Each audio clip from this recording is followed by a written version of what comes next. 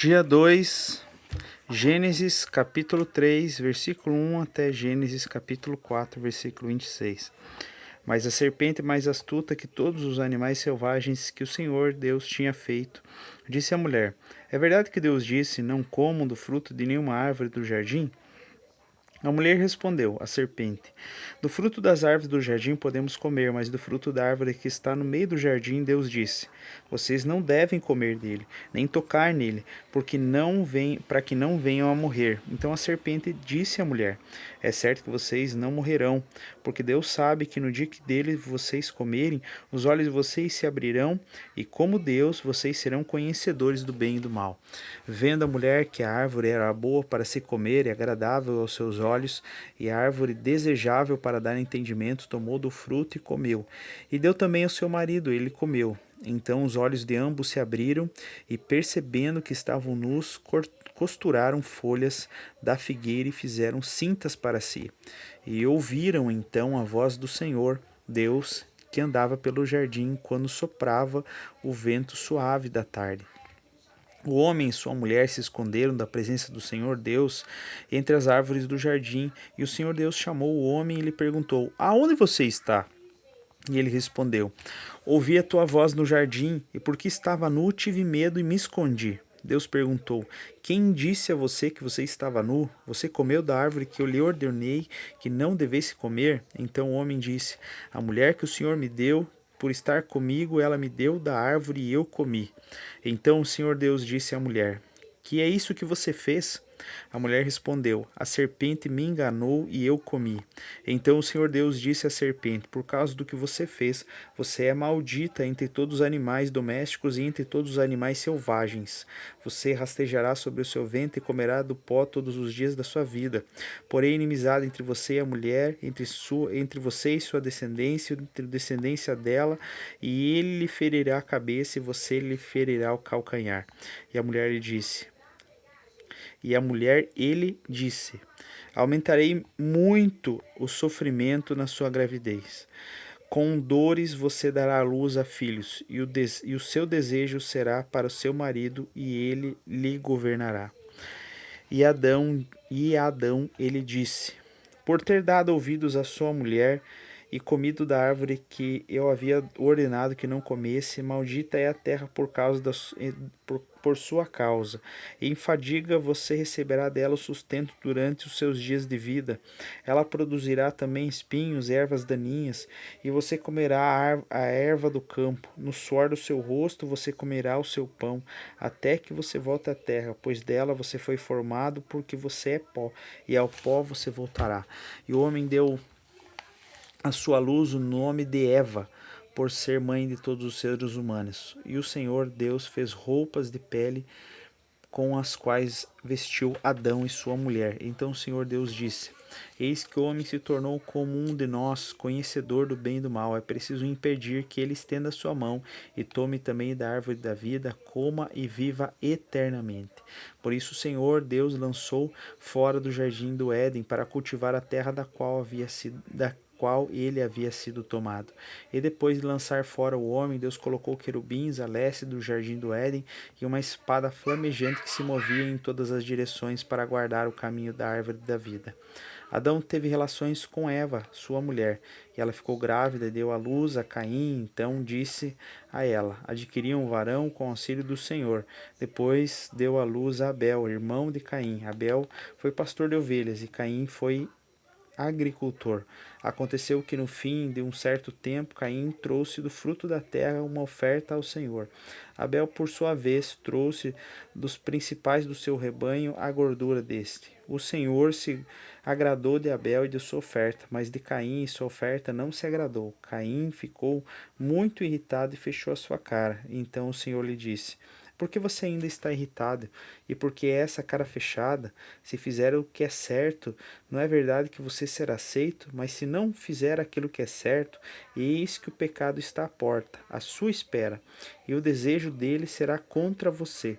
Mas é necessário que você domine o pecado. Caim disse a Abel, seu irmão: Vamos para o campo? Estando eles no campo, Caim se levantou contra Abel, seu irmão, e o matou. O Senhor disse a Caim: Onde está Abel, seu irmão? E ele respondeu: Não sei. Por acaso sou governador do meu irmão? E o seu irmão disse: O que foi que você fez? A voz do sangue do seu irmão clama a mim, e agora você é maldito sobre a terra, cuja boca se abriu para receber a sua mão o sangue do seu irmão. Quando você cultivar o solo, ele não lhe dará sua força, você será fugitivo e errante sobre a terra. Então Caim disse ao Senhor: Meu castigo é tão grande que não poderei suportá-lo. Eis que hoje me expulsas da sua face da terra, e da sua presença terei de me esconder. Serei fugitivo e errante pela terra. Quem se encontrar comigo, com certeza me matará. O Senhor, porém, lhe disse: Não, e se alguém matar Caim, será vingado 7 vezes. O Senhor pôs um sinal em Caim, para que se alguém visse a encontrá-lo, não o matasse. E Caim se retirou da presença do Senhor e habitou na terra de Nod, a leste do Éden. E Caim teve relações com sua mulher, ela ficou grávida e deu à luz a Enoque. Caim edificou uma cidade e a chamou de Enoque, o nome de seu filho.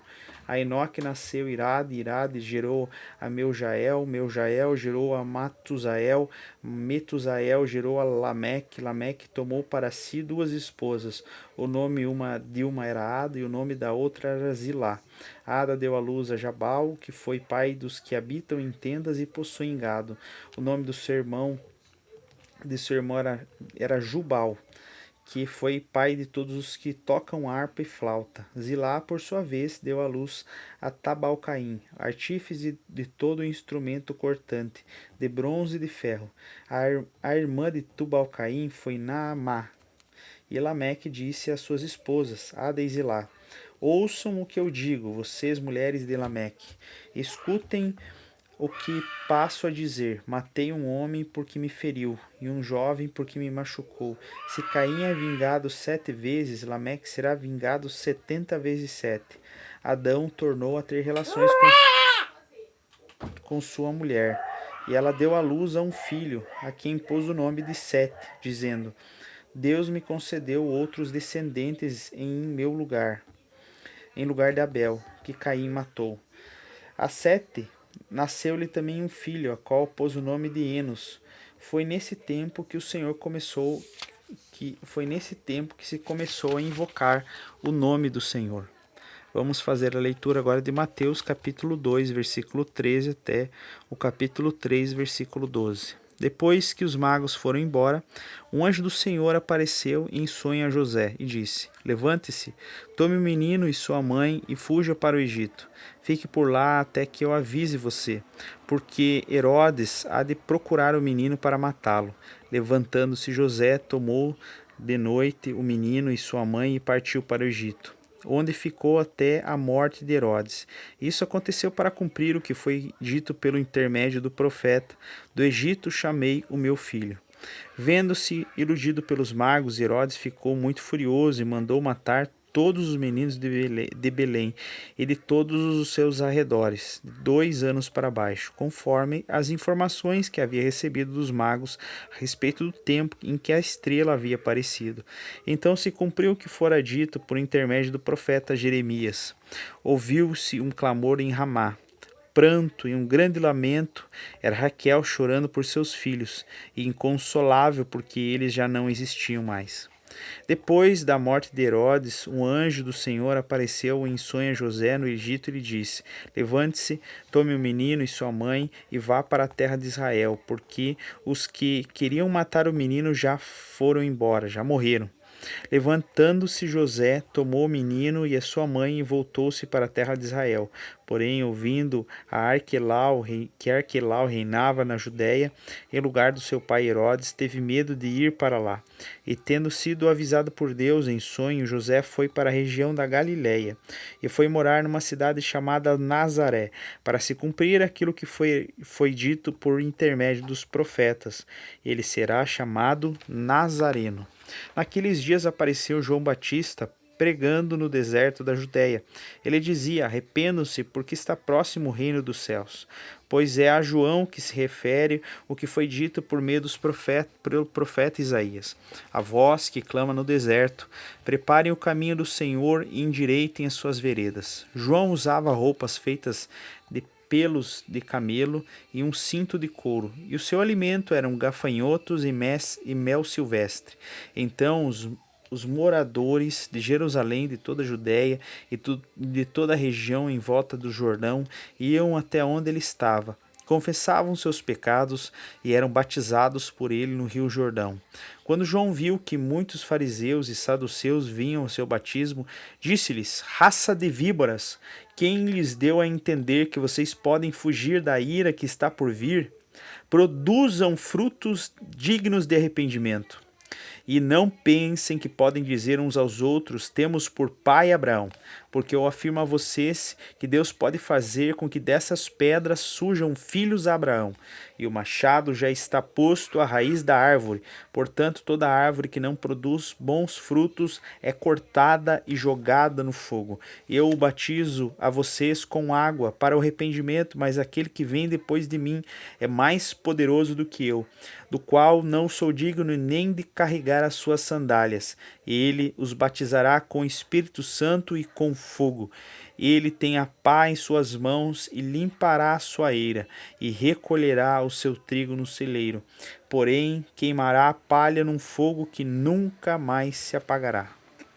Vamos fazer a leitura de Salmo, capítulo 2, do versículo 1 ao versículo 12. Porque se endurecem as nações, os povos, imaginam coisas vãs? Os reis da terra se levantam e as autoridades conspiram contra o Senhor e contra o seu ungido, dizendo: vamos romper os seus laços e sacudir de nós as suas algemas. Aqueles que habitam nos céus dá risada. O Senhor zomba deles. Na sua ira, seu tempo lhes falará, e no seu furor os deixará apavorados, dizendo: eu construí o meu rei sobre o meu santo monte Sião. O rei diz: proclamarei o decreto do Senhor. E ele me disse: você é meu filho, hoje eu gerei a você.